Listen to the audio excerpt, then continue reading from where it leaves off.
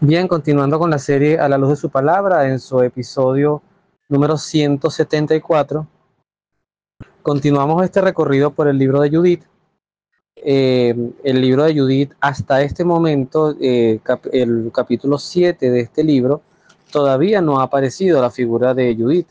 Hemos más bien visto todo una construcción de una batalla que se da en la región de Betulia entre los asirios que querían pues prácticamente acabar con la población de Israel, una vez que Israel, confiando en su fe, pues decidió no doblegarse a este imperio, sino más bien enfrentarlo y por lo menos mantener su identidad judía, porque además las conquistas en estos tiempos no solamente era un tema económico o territorial, sino lo más delicado era muchas veces el asedio a la propia fe, es decir, adherirse a las deidades paganas ajenas al Dios verdadero, que no solamente profesaban los judíos y todavía profesan, sino también nosotros los cristianos, con ese nivel de sentido de pertenencia, estamos invitados a profesar. De hecho, esa es una de las grandes enseñanzas que también nos deja este libro, más allá de lo que vamos a ver a partir del episodio de hoy de Judith, es justamente como un pueblo con sus dudas, con sus cuestionamientos, como también se vio en, en los tiempos de Moisés, como había un grupo de personas que estaban pues prácticamente en modo queja todo el camino en el desierto, eh, cuestionándole a Moisés para qué los había sacado de Egipto para morirse en el desierto de hambre y cosas así. Y habían otros pues que al contrario pues confiando en Dios, viendo y además entendiendo sus prodigios, pues continuaban esta avanzada hacia una tierra prometida, desconocida, pero prometida al fin, ¿no? Hoy vamos entonces a profundizar en el capítulo 8 de Judith, vamos a introducirnos un poco en su figura, porque ya decíamos que este libro lleva su nombre y se refiere, su significado es la judía o el judío, ¿no? En este caso la judía. Eh, Eso es lo que significa Judith. Y de todas estos personajes de la Biblia, muchos de ellos, sobre todo en su ala femenina, están vinculados con Jesús, con esa promesa que también se daba, pues, de que Jesús vendría del linaje de David. Ya hacíamos una presentación justamente del libro y en uno de los evangelios, en el Evangelio de San Mateo, por ejemplo, hay toda una genealogía justamente de Jesús. Y por ejemplo, una de las figuras que aparece dentro de sus antepasados está Ruth, que también hay un libro de ella, que era la esposa, una mujer que no era judía, pero que luego llega a hacerlo, luego llega a adherirse a esta fe. Entonces, bueno, en lo que está en la palabra de Dios todo es revelación y hay que prestarle debida atención. Entonces, el título del episodio de hoy dice Judith, la judía que no duda en su fe. Ahí tenemos ya una enseñanza. Repito, Judith, la judía que no duda en su fe. ¿Qué nos dice el libro? Hacía 3 años y medio que Judith era viuda de Manasés. En la terraza de su casa se había hecho una habitación donde vivía. Se vestía de penitencia y ayunaba todos los días, menos los sábados y otras festividades de Israel. Era extremadamente hermosa. Su marido le había dejado muchas riquezas, familia numerosa y posesiones llenas de rebaños, de vacas y de ovejas, quedando ella como dueña. Aquí me quiero detener, porque estas historias también hay que saberlas entender. Ahí para las personas que se van con estas, que comen, que consumen de estos discursos ideológicos de la iglesia machista, la Biblia, sí, entendiendo la sociedad de nuestro tiempo, comparándola con esta sociedad, ciertamente las mujeres no tenían derechos prácticamente a nada, no estudiaban, eran casi que hasta un objeto de pertenencia para los hombres, pero llama la atención, y creo que no es poco detalle, que siendo la fe así, y siendo realmente una fe con estos parámetros tan masculinos, tan patriarcales, pues se le haya dado espacio a mujeres, porque lo hay, como unas que tienen hasta libros en su nombre y otras que aunque no tengan libros también aparecen, como por ejemplo Sara, la esposa de Abraham, Séfora, la esposa de Moisés, em, la misma, bueno, Rebeca, Raquel, que son parte del Antiguo Testamento también. Entonces, no eran pocas las mujeres que van apareciendo, pero aquí aparece una mujer prácticamente, no, la comparación va a ser muy tonta, ¿no? Pero como una doña Bárbara, ¿no? Una mujer dueña de una herencia y además con posesiones y que ella, pese a ser viuda, pues aquí marcadamente dice el texto en este versículo 7 que tenía posesiones y que ella era como dueña. No había nadie que hablara la más mínima palabra en su contra, ya que procuraba agradar a Dios en todo. Es decir, además era una mujer admirable, una mujer de fe. Otra que se me escapaba, que está en el libro de Samuel, es Susana, aquella mujer que también fue fiel a Dios, también que pregonaba en ella una gran belleza. Judith pues oyó las amargas palabras que el pueblo había dicho contra el jefe de la ciudad, pues habían perdido el ánimo ante la escasez del agua. También supo que Osías había prometido que al cabo de 5 días entregaría la ciudad. Es decir, el panorama que se consigue Judith es de total derrota. Un pueblo que está perdiendo la esperanza, un pueblo que ya prácticamente está en estado de rendición. Y no olvidemos la estrategia despiadada de de Holofernes y de todo este ejército maligno que estaba asediándolos en Betulia, que fue quitar, no matar a nadie a espada, ni sacrificar soldados, sino eliminar todos los accesos de comida, inclusive el acceso al agua, y pues prácticamente esta gente ya estaba entrando en la desesperación. Continuando entonces, dice el texto, ¿no? Entonces envió a llamar a los dirigentes Jabrí y Jarmí. Cuando llegaron a su casa les dijo, aquí viene una importancia que es el consejo, ¿no? Dice poner a prueba a Dios, pero sobre todo saber escuchar los buenos consejos de gente que realmente habla en nombre de Dios. Escúchenme, jefes de Betulia. No están bien las palabras que han pronunciado delante del pueblo, cuando incluso han jurado ante Dios que entregarían la ciudad a nuestros enemigos sin un plazo convenido, si en un plazo convenido el Señor no les enviaba socorro. Fíjense ustedes, aquí hay hasta una amenaza a Dios. Y yo estoy seguro que quien me escucha, yo mismo, muchas veces a Dios le hemos puesto plazos. Ejemplo, Señor, yo quiero dejar la delincuencia, yo no quiero robar más. Yo voy a buscar trabajo esta semana, pero si yo no consigo trabajo, la próxima semana vuelvo a robar porque yo no me voy a morir de hambre. Señor, yo no quiero serle más infiel a mi pareja, voy a hacer todo el esfuerzo, pero tampoco que se me estén acercando personas, hombres o mujeres, según sea el sexo del que se hable, porque, concha, a mí también me buscan y yo soy de carne y hueso.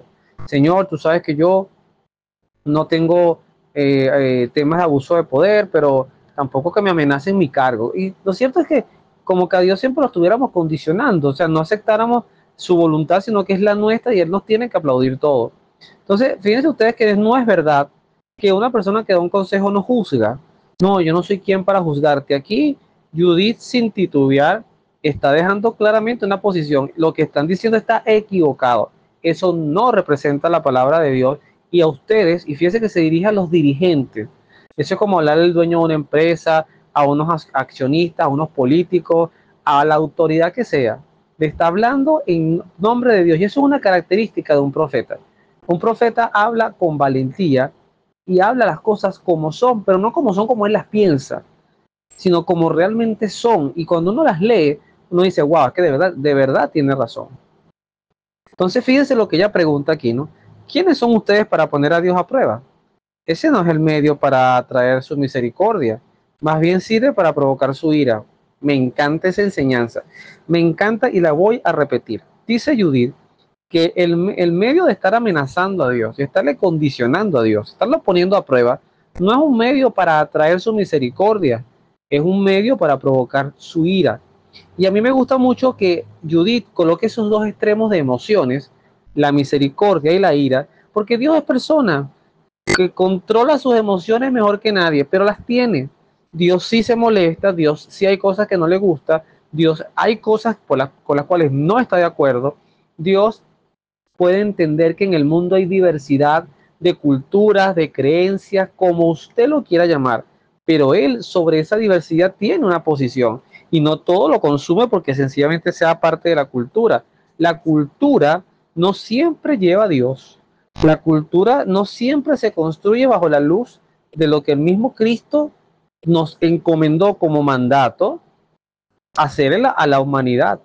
Por eso esas actitudes derrotistas, vamos a abrazarnos con los musulmanes y con los judíos y con los agnósticos y con los ateos y con la ideología de género y todos abrazados porque todos somos hijos de esta tierra. Cuidado, cuidado porque eso puede ser verdad para vivir en el planeta, pero para salvarse no es el propósito, sino no tendría ningún sentido todo el sacrificio de Cristo para redimirnos y para salvarnos, pero sobre todo para abrirnos un camino a la salvación, porque hay gente que puede pensar que como Cristo ya nos redimió, ya estamos salvados, y no es así, porque eso sería alterar la propia voluntad del ser humano.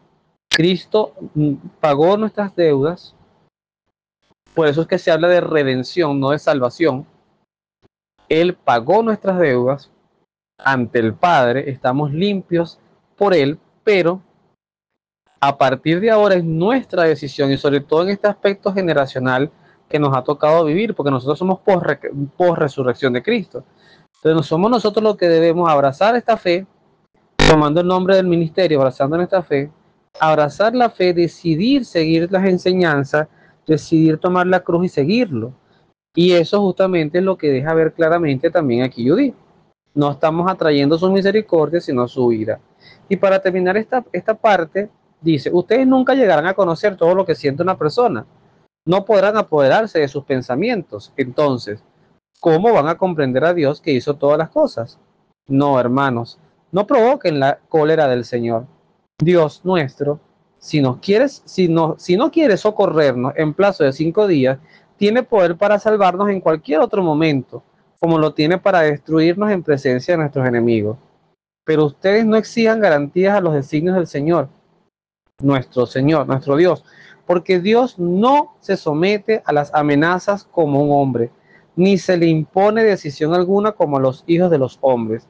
Más bien, pidámosle que nos socorra mientras esperemos confiadamente que nos salve, y Él escuchará nuestras súplicas si le agrada hacerlo. Palabra de Dios, te alabamos, Señor. De verdad, a mí me genera mucha complacencia hacer esta serie, porque este texto que yo estoy leyendo ahorita, lo estoy leyendo por primera vez para la serie. Y qué hermoso encontrarse de una mujer además, de una mujer, de los labios de una mujer, de quien además emana la transmisión de la fe, la vida. No es cualquier cosa la presencia de la mujer en la creación. Es el sagrario de la vida y sobre todo el sagrario de mismo Jesús, que fue María. Y qué consejos tan admirables nos dice acá. Es como que uno diga, Señor, me voy a hacer unos exámenes, estoy descartando X enfermedad y yo quisiera que todo saliera sano. Los resultados me lo van a dar en 5 días, o en 3 días, o mañana. Y entonces tú escuchas eso y resulta ser que Dios te dice en los 5 días, no hay silencio y en los 5 días te dan los resultados y estás enfermo y tienes la enfermedad que no querías tener. ¿Qué nos enseña Judith? Entonces vamos a dejar de confiar en Dios, porque ahora nos toca calarnos esta enfermedad que posiblemente hasta nos lleve hasta la muerte. Judith nos dice, primero, Dios tiene el poder de que la enfermedad no esté, tiene el poder de sanarte, tiene el poder de hacer con esa enfermedad cosas maravillosas para tu vida y para los que te rodean, por ejemplo. Pero eso implica, Señor, decirle, Señor, no entiendo, tengo miedo, me asusta morir, no sé cómo voy a enfrentar económicamente esta situación, pero confío en ti. Eso es fe madura. Y a eso es a lo que nos invita la palabra de Dios en este texto, no poner a Dios a prueba. Sobre este punto, saben que esta serie se trata de unir una lectura del Antiguo Testamento con una del Nuevo Testamento y con ello demostrar justamente que el Dios es el mismo ayer, hoy y siempre, y que la palabra de Dios no debemos manipularla. No es que tomo lo que me interesa a un texto y lo empato y al final hago un mensaje que yo quiera construir tomando sus palabras. No, es aprender completo a transmitir su palabra y aprender a ser una exégesis o un discernimiento de la misma a la luz de lo que el Espíritu Santo nos quiere iluminar. Entonces, en el libro de los Hechos de los Apóstoles, justamente en el capítulo 5, versículos del 34 hasta el número 40, hay un hecho muy curioso que es cuando ponen preso a Pedro y a Juan, si no me equivoco, justamente los acababan de arrestar. Una vez que ellos están encarcelados, bueno, estaba todo este tema con el Sanedrín y con los soldados del templo, los sumos sacerdotes, que querían matar a estos apóstoles, porque además seguían predicando a este Jesús que ya los tenía cansados, que era un mensaje para ellos sedicioso, confrontativo, que ponía en riesgo, los ponía en riesgo inclusive ante los ojos de los romanos.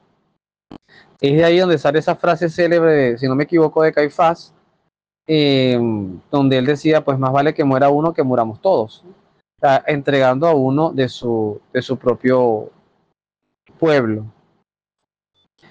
En este discernimiento, de apresar y volver a liberar, y en eso se la pasaba, apareció un hombre llamado Gamaliel, que era justamente un doctor de la ley, era como un levita. Y Gamaliel les dice lo siguiente: se levantó uno de ellos, fariseo llamado Gamaliel, que era doctor de la ley y persona muy estimada por todo el pueblo.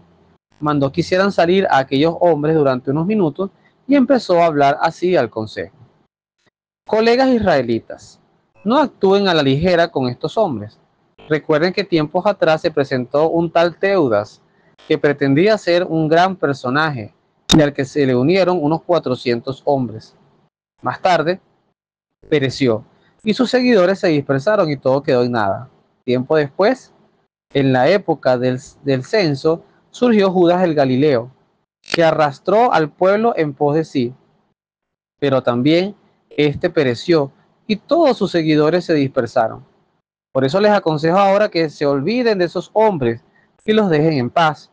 Si su proyecto o su actividad es cosa de hombres, se vendrán abajo. Pero si viene de Dios, ustedes no podrán destruirlos y ojalá no estén luchando contra Dios. El consejo lo escuchó y mandaron entrar de nuevo a los apóstoles. Los hicieron azotar y les ordenaron severamente que no olvidasen, que se olvidasen o que no volviesen a hablar de Jesús Salvador. Después los dejaron ir. Palabra de Dios, te alabamos, Señor. Fíjense ustedes que esto es una escucha a medias, ¿no?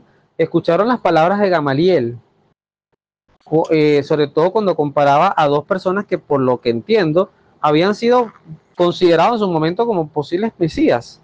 Este Teudas y el otro era este Judas el Galileo. Y sin embargo, ninguno de los dos, pues, los frutos, que Jesucristo hablaba mucho de esto, por sus frutos los conoceréis. Entonces él decía que a veces hay que tener cuidado si nosotros no estamos imponiendo nuestras ideas a las ideas de Dios, porque nuestra humanidad, a la cual a veces elevamos demasiado a nivel divino, es que somos humanos y la humanidad y los pobres y pobrecitos y vamos a ayudar y resulta ser que se nos olvida que a lo que nosotros estamos llamados no es a la humanidad, sino a la santidad.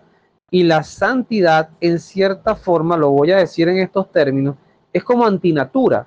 La santidad tiene muchas cosas que se conflictúan con nuestra naturaleza humana. La sexualidad, la ira, la gula. De hecho, muchos de los pecados capitales están en la base de nuestros instintos humanos más básicos, más rudimentarios, la parte más bestia que puede haber en nosotros.